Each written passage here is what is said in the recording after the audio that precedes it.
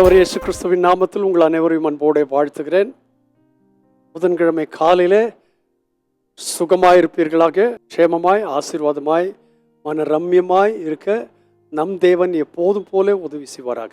அவர் மாறுகிறவர்ல, தினம் தினம் மாறுகிறவர்ல, அவர் மாறாதவர். நான் கர்த்தர், நான் மாறாதவர் என்று சொல்லியிருக்கிறார்.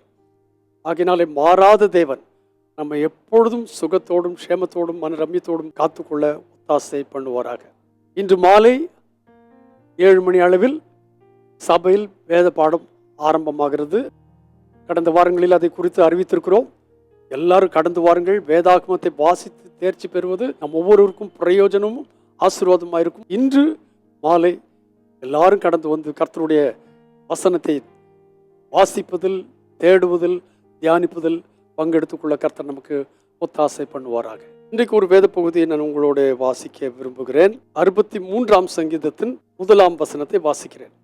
இந்த சங்கீதத்தை எழுதும் பொழுது சங்கீதக்காரனாகிய தாவீது வனாந்தரத்தில் இருக்கிறான். அதனுடைய தலைப்பில் இப்படிதான் தான் சொல்லியிருக்கிறது, தாவீது யூதாவின் வனாந்தரத்தில் இருக்கையில் பாடின சங்கீதம். இப்போ வனாந்தரம் அப்படின்னு சொன்னாலே அதனுடைய நிலை என்னன்னு தெரியும். அங்கே தண்ணீர் இருக்காது, பசுமையான தோற்றங்கள் ஒன்றுமே கிடையாது, மணல் பரப்பானவைகள், சூரிய வெப்பம் தாங்க முடியாத நேரங்கள், அதுதான் வனாந்தரம். ஆனால் அந்த வனாந்தரத்தில் அவன் என்ன சொல்லுகிறார் என்று கேட்டால், தேவனே நீர் என்னுடைய தேவன். whether I am in a desert land or I am in a fertile land, wherever I am, தேவனே நீர் என்னுடைய தேவன். அதிகாலையில் உம்மை தேடுகிறேன்.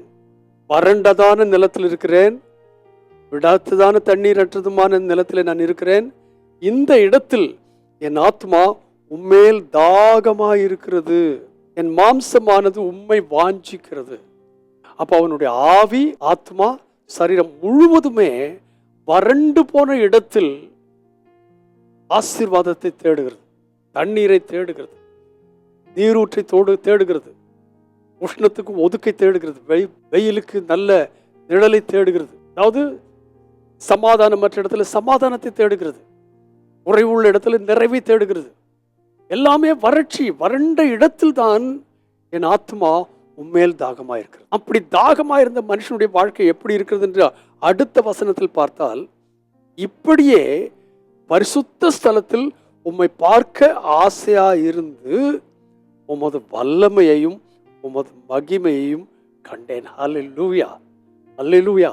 உங்களுடைய ஆத்மாவும் என்னுடைய ஆத்மாவும் வறண்ட நிலத்தில் இருக்கிறதான நிலையில் தண்ணீரை தேடுகிறது போல தேடினால் நாம் என்னத்தை கண்டுபிடிப்போம்? பரிசுத்த ஸ்தலத்தில் உம்மை பார்க்க ஆசை இருந்து உமது வல்லமையையும் உமது மகிமையும் கண்டேன்.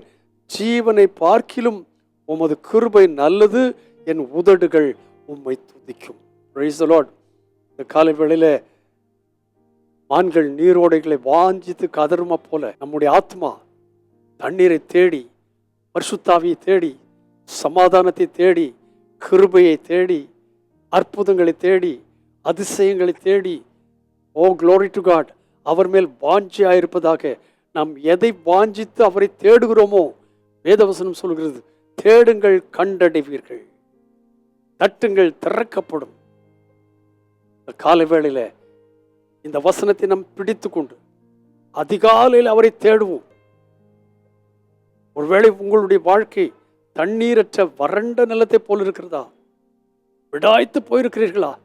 இன்று காலை அவரை தேடும் பொழுது 3ஆம் வசனத்தில் சொல்லப்பட்டது போல, ஜீவனை பார்க்கிலும் உமது கிருபை நல்லது, என் உதடுகள் உம்மை துதிக்கும். ஏன் என்று கேட்டால், பரிசுத்த ஸ்தலத்தில் உம்மை பார்க்க ஆசையா இருந்து உமது வல்லமையை உமது மகிமையை கண்டேன் என்கிற வார்த்தை இந்த நாளில் உங்கள் வாழ்க்கையின் அனுபவமாய் மாறுவதாக.